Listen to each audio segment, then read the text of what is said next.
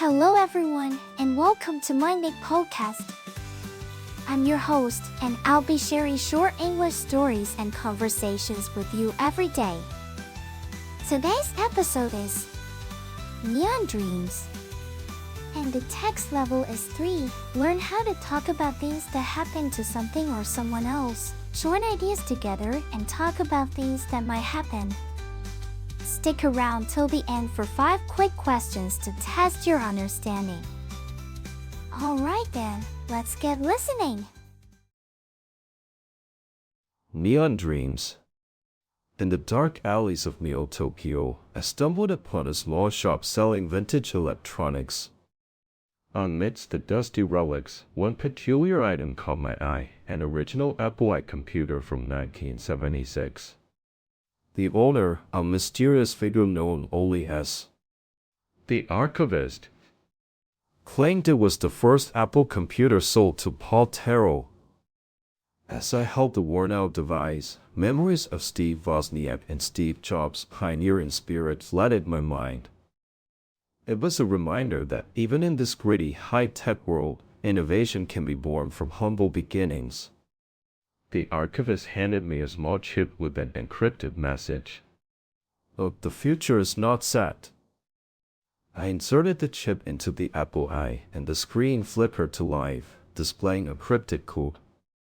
There was a challenge, a puzzle that required my skills as a cyber shaman to unravel. With each step, I drew closer to uncovering the secrets hidden within the device's ancient circuitry. The game was on. Would I be able to crack the code and unlock the true potential of this relic? Now, let's move on to the conversation between Billy, Meg, Kelly, and their teacher, Louis, after reading the novel. Whoa, I loved how the story started with this old Apple computer. It's like, wow, innovation can come from anywhere. I agree, Kerry. The way the author wove together history and technology was fascinating, and that cryptic code at the end really got me thinking about the potential of technology. Oh, I loved the description of Neo Tokyo. It felt so real, like you could just walk into that alleyway and find all those vintage electronics. And Billy, did you notice how the author used Steve Wozniak and Steve Jobs as a reminder that innovation can come from humble beginnings? Yeah, I totally got that vibe, and what I loved most was how the story blurred the lines between history and technology. It's like we're not just learning about the past, but also seeing how it shapes our present and future. Exactly, and speaking of the future, have you guys thought about what the cryptic code might mean? Like, could it be a clue to unlocking some kind of hidden technology or something? Actually, I think it's more than that. I believe the code is meant to inspire us to think creatively and push boundaries. We're not just readers, we're the next generation of innovators. Oh, thank you, Louis. You always know how to make us feel empowered. And I have to say, reading this novel made me realize that technology can be both amazing and terrifying at the same time. Totally agree, Meg. But what's important is that we learn from our mistakes and keep pushing forward. We're not just the future, we're the now. Now, let's test your understanding of the novel and the dialogue with 5 questions. Question 1. What type of shop did the narrator stumble upon in Neo Tokyo? I. Vintage clothing store. B. Old electronics shop. C. New technology center. D. Bookstore. E. Art gallery. The answer is B. Old electronics shop. Question 2. Who claimed to be the first Apple computer sold to Paul Terrell? I. Steve Jobs. B. Steve Wozniak. C. The archivist. D. Paul Terrell. E. Bill Gates. The answer is C. The archivist. Question 3. What was the mysterious figure known as the archivist doing with the narrator?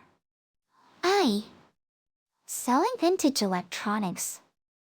B. Fixing old computers. C. Unlocking hidden technology.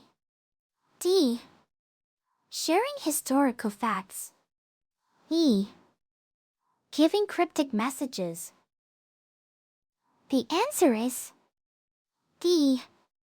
Sharing historical facts. Question 4. What was the author trying to convey by using Steve Wozniak and Steve Jobs as a reminder?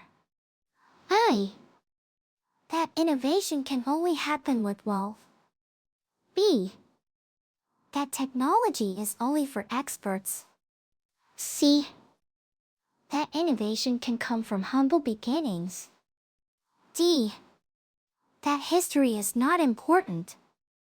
E. That innovation is only for men. The answer is C. That innovation can come from humble beginnings. Question 5. What did Leah believe the cryptic code was meant to inspire? I. To unlock hidden technology. B. To solve a puzzle. C. To think creatively and push boundaries. D. To learn from mistakes. E. To stay in the present. The answer is C. To think creatively and push boundaries. That's it for today's quiz. How many did you answer correctly?